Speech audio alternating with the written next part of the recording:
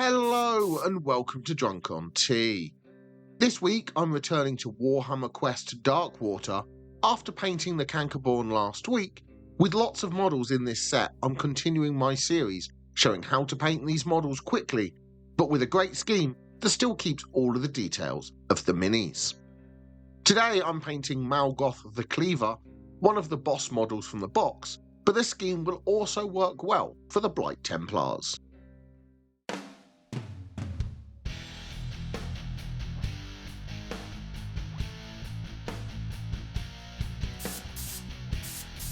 I've primed the mini black and applied the undershading dry brushes the same way that I did for the Cankerborn.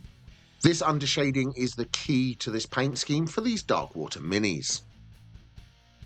First, with Warp Lightning Contrast paint, I'm going to paint all of the armour.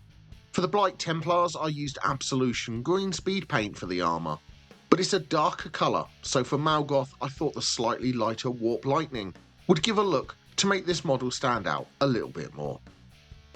Both colours are similar, so it's a personal choice which one you prefer, or what paint you already have.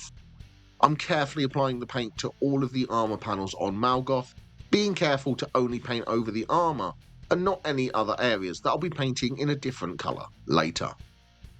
As the armour is quite flat, contrast paints can pull and give a blotchy appearance once it dries, so I'm making sure that the paint doesn't pull and ensuring that I don't overload my brush. I'm just making sure that there's enough paint on my brush to paint each panel with a solid coat, and then letting the contrast paint do its job of finding the recesses and giving shading. The Warp Lightning will pull away from the edges, giving a slight highlight, and as the paint is slightly transparent, that undershading will show through, giving a great effect and really bringing out the shadows in just a single coat. With the Warp Lightning applied, the armour is looking good, with shading in the recesses.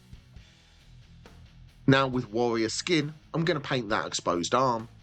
I was impressed with how Warrior Skin works as a speed paint when I used it before, and on this model it will give a really nice skin effect to this arm. The undershading will help bring out the details, and it will have a nice solid skin tone.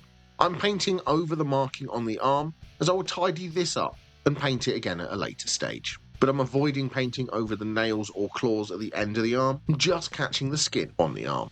I'm also painting the fleshy parts on the axe head as well. Like with the Cankerborn, this will give the weapon that Nurgle look. So I'm catching all of the fleshy areas, but trying to avoid any of the metal and the details in the middle of the flesh, as I'm going to paint these later. With the skin painted, it's added some character to the model. Next, with Slaughter Red, I'm going to paint the fabric. The speed paint should work really well on the fabric, adding depth to the recesses, but pulling away and adding a slight highlight to all of the raised folds. There isn't a lot of fabric on the model, just these parts hanging from Mulgoth's waist. But this red will give a nice pop of colour to the mini and break up the green of the armour just a little bit. With the fabric painted, next I'm going to paint the strapping on the weapon. For this I'm using Desolate Brown. This paint is great for Nurgle models. It has that dirty green colour, so it's fantastic for painting areas like straps and bits of cloth on Nurgle models. It also covers really well, so a single coat gives a nice deep colour. With the strapping painted, next I'm going to paint the antlers and claws. I'm using Skeleton Horde contrast paint for this, and this paint will give a nice bony effect to these antlers coming out of Mulgoth's head, so I'm just catching these with Skeleton Horde, making sure I avoid painting over the helmet. I'm also catching the claws on his hands as well, painting these with some Skeleton Horde. With those details painted, the model is really coming together. Next, with Broadsword Silver, I'm going to paint all of the metal details on the axe head. I'm being really careful around those fleshy areas I've already painted. I don't want to paint over these parts, but I'm making sure that I catch all of the metal with some Broadsword Silver. I'm also catching all of the areas of chainmail on the model. There are quite a few areas with chainmail, so I'm checking all over the model and making sure that I catch them all with a coat of Broadsword Silver. With the silver areas painted, next I'm going to paint the gold.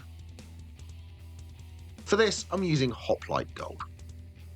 First, I'm painting this part here with some gold, and as it's a Chaos Mini, you just know that there's going to be gold trim on there somewhere. And I'm also painting the fly emblem on his chest as well. With this, I'm being careful not to paint over the armour, especially when it comes to painting the tiny legs. This gold is very bright, a little bit too bright for Nurgle, but don't worry, later on I'm going to do something to take the shine off this gold just a little bit. I'm also painting the flies on the shoulder. I'm just going to paint some of the gold details on the weapon as well. So I'm just picking out any detailing or trinkets with some Hoplite Gold. With the gold painted, that is most of this mini painted now, but there are just a few effects that I want to add. With some Athonian camo shade, I'm going to add a green hue to part of the arm.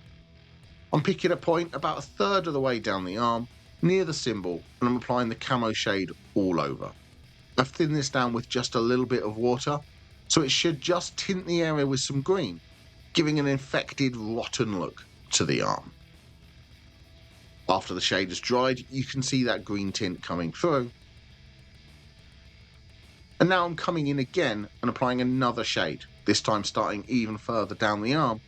This will create a little bit of a transition, with the lower arm and hand being greener than the middle part, and the top half looking like normal skin. If you're enjoying the video, please press like. If you want more videos, press the subscribe button and ring the notification bell.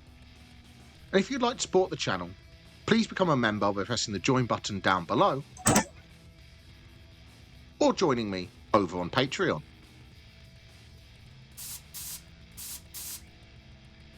With the second layer dried, there's a nice green tinge to the lower arm. Now with the Reikland Flesh shade, I'm going to shade all over those gold areas. Reikland Flesh shade works really well over gold to darken it down and add a deep, rich colour to it. This shade will stop the gold from being quite so bright, but still keep that gold look to all of the details. Just now it's a little bit more dirty and grimy looking, but that's very fitting for a champion of Nurgle. With the shade dry, it's darkened down the gold and given it a nice deep colour, so now it's time to paint the final details on the model. With Murder Scene, I'm going to paint the boils. First, I'm painting these boiled looking details on the axe head. Murder Scene is a great purplish red colour and gives a really nice deep finish, so it's ideal for these kinds of details. I'm also picking out any of the boils on the arm. There are quite a few of them, so I'm just catching them all with a small spot of Murder Scene. Applying this over the skin tone will allow a little bit of that skin tone to come through. With the boils painted, you could leave the model here, but there are just a few more details that I want to paint. With some white scar, I'm going to paint the inside of the symbol on Mulgoth's arm. I'm being really careful here not to paint any of the skin. I just want to catch the inside of this symbol with white, so the next colour will really pop here when I paint it. And now with Plasmatic Bolt, I'm going to paint over the white I just applied. This will make the symbol look like it's glowing and give a really ethereal look to the mini. By using Plasmatic Bolt, I'm also tying this model into the Cankerborn and giving the whole set a unified look to the models. Now with that symbol glowing, I'm going to add some weathering effects next. With some Nailac Oxide, I'm applying small spots of this onto the areas that I painted gold. The Nailac Oxide will leave a bluish greenish tint to these areas, giving the impression of some verdigris building up on the gold. As is often the case with weathering, less is more. I don't want to come in too heavy with this, I'm just picking a few areas and almost stippling the paint on, which will give a great looking effect to the gold, like it's been exposed to the elements and has started to build up that layer of verdigris. Now you can see what a great effect that Nailac Oxide has. And now with some dirty down rust effects, I'm adding rust to all of the areas I painted with broadsword silver. I'm applying this to the chainmail, so it's going to look like it's old and hasn't been looked after. This rust effect paint is great, gives a really realistic looking rust effect when it dries. I'm also applying some spots of rust to the head of the axe as well. This will add to that Nurgle look and tie the whole model together. And with the rust applied, that is how to paint Mulgoth the Cleaver from Warhammer Quest Darkwater. So let me know in the comments down below, have you had a chance to play Darkwater yet? And what do you think of the game? But thank you very much for watching. Please don't forget to like and subscribe.